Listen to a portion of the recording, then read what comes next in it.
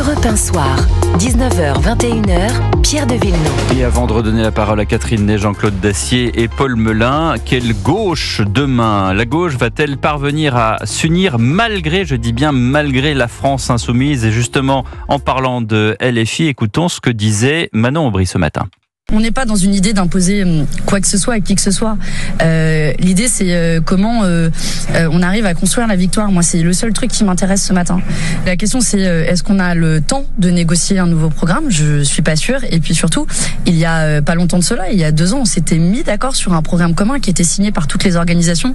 Je vois pas ce qui a changé fondamentalement sur le fond dans le pays. Au vu des résultats d'hier soir sur les élections européennes, il y a une partie de moi qui peut pas s'empêcher de penser que si on avait été unis sous une bannière commune de la NUPES, l'histoire de notre pays aurait été différente. Voilà, Manon Aubry de LFI qui regrette la NUPES. Bonsoir Jonathan Arfi.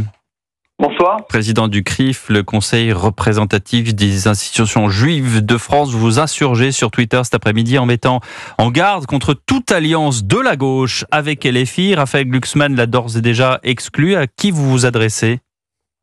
On s'adresse au Parti socialiste. J'ai entendu Olivier Faure énoncer le fait qu'il espérait une alliance à gauche, y compris avec LFI hier soir. Il y a cette tentation dangereuse de considérer qu'il faudrait qu'LFI fasse partie d'une grande alliance à gauche demain, et cette position-là, eh bien, elle vient tout simplement passer sous silence ce qu'ont été les dérives antisémites de la France insoumise durant la campagne des européennes, ce que sont ses positionnements haineux vis-à-vis d'Israël, sa manière d'être complaisant avec l'islamisme. Nous avons besoin de clarté dans le combat contre le Rassemblement national, et pour cela, il faut très clairement que la gauche sache que la France insoumise n'est pas un parti républicain. Elle ne peut pas s'allier avec la France insoumise si elle veut compter demain. Mais est-ce que cet antisémitisme, cet antisémitisme présent chez LFI serait contagieux, j'allais dire, au reste de la gauche ? Je ne pense pas qu'il soit contagieux, mais je considère que quand on est un parti digne, eh bien, on ne s'allie pas avec un parti qui a des positions antisémites, avec un parti qui a des complaisances avec l'islamisme. Qu'est-ce que ça veut dire de la considération donnée à la question du combat contre l'antisémitisme si on est prêt, quand on est le Parti socialiste, à s'allier avec la France insoumise qui a ces positions-là? Donc nous avons besoin de cohérence. Ceux qui considèrent que la France insoumise a passé des lignes rouges sur la question de la complaisance avec l'islamisme ou de l'antisémitisme doivent rejeter toute alliance avec elle. Ça me semble être à la fois une ligne rouge politique, mais aussi tout simplement morale. Au point de vue politique, Raphaël Glucksmann arrive assez haut, 14%. Manon Aubry, elle est presque à 9%. Donc si vous excluez LFI pour une grande coalition de la gauche, vous excluez beaucoup de monde. Vous savez, d'abord, les électeurs n'appartiennent pas au parti, et peut-être qu'il y aurait d'autres perspectives pour la gauche si elle s'alliait, y compris donc sans LFI, parce que nous avons besoin d'une scène politique où les choses soient plus claires. Et puis ensuite, c'est une question d'ordre moral. Vous savez, savoir est-ce que c'est efficace ou pas, c'est important sur le plan politique, mais parfois la politique relève aussi de l'ordre moral, et c'est important de le rappeler. Jordan Bardella, Premier ministre, est-ce que vous pensez, comme Luc Ferry, que Marine Le Pen n'est pas antisémite, qu'il n'y a pas d'antisémitisme au RN ? Vous savez, c'est une question systématique qui revient suite à leur position depuis notamment le 7 octobre. La question n'est pas là aujourd'hui. La question, c'est que ça reste un parti de nature profondément populiste. Et dans l'histoire, jamais le populisme n'a apporté quelque chose de bon pour les Juifs, n'a été une réponse à la question de l'antisémitisme. Et c'est pour cette raison-là, j'allais dire fondamentale, que nous tenons à distance de tous les extrêmes, et donc y compris du Rassemblement national. Donc l'hypothèse d'un Jordan Bardella Premier ministre, ça vous fait peur ? Bien sûr, c'est pas un secret que le CRIF s'est toujours exprimé pour indiquer qu'il fallait garder les bonnes distances avec les extrêmes.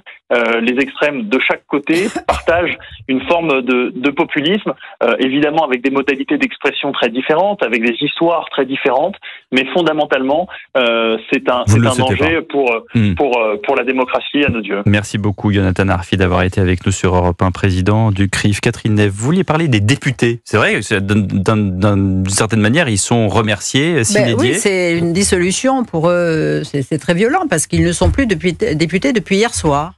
Donc, on leur a donné, ils devaient avoir tout vidé leur bureau demain.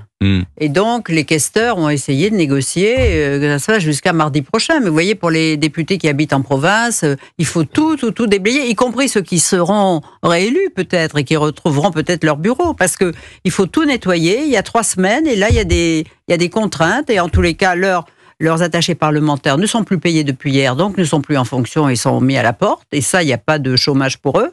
Et les députés seront payés en juin et jusqu'à la fin juillet. Pour ceux qui ne sont pas réélus. Après, il n'y a pas d'assurance chômage pour les députés. Ah oui, voyez, c'est ça. Et donc, moi, j'avais admiré... Là, vendredi, il y a eu de longs débats sur la fin de vie et c'était très intéressant parce que les gens ont pris le temps de s'exprimer. Mais là, ce projet, là, il est remis dans les tiroirs, il sera renvoyé je ne sais pas quand. Et il y a beaucoup de projets comme ça qui allaient être votés et qui tout s'arrête là. Donc, c'est un peu... Et le président, il a pesé le pour et le contre et le fait qu'un texte comme celui-ci allait être remis au calendrier grec. Je ne sais pas si hier soir il a pensé à tout. Oui. C'est la question que je vous pose. Il a pensé à la fin de son mandat, avant la fin de vie. Ouais, mais là, vous avez entendu, dans l'explication de Jacques Serret, la démission d'Emmanuel Macron est également sur la table. Elle n'est pas exclue, ça n'est pas tabou.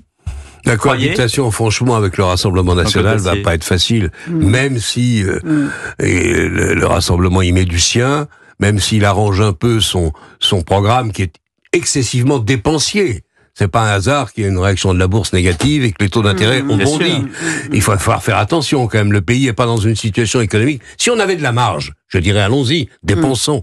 Le problème, c'est qu'on peut plus dépenser un centime. Le président ne l'a pas vu ou n'a pas voulu le voir, comme sur l'immigration, comme sur la délinquance. Il veut pas voir ce qui le dérange. C'est ennuyeux. Jusqu'à maintenant, oui, le Mozart de la finance n'a pas été très bon gestionnaire des comptes publics. Semble-t-il. Pas beaucoup plus peut-être. Le mot de la fin, Catherine. Oui, et puis être président de cohabitation, c'est un art, ce qu'avait très très bien fait François Mitterrand. Voilà, parce que lui, il s'était un peu retiré, puis de temps en temps, il disait ce qui était juste, bon et tout ça. Et les Français qui avaient complètement oublié quand même la défaite de 88, quoi. Étaient mais en extase devant lui, de 86 plutôt. Et donc, mais il faut avoir beaucoup de talent. Les Français sont un peuple sans mémoire, disait-il, et une autorité. Or, moi, connaissant Emmanuel Macron, qui aime avant tout parler, c'est même un tsunami de mots. Je ne sais pas, en président de cohabitation, s'il est capable de se taire, de ne parler qu'à bon escient, de donner des sons. Ça, c'est un rôle de composition qu'il n'a pas encore. A priori, il n'est pas doué pour ça.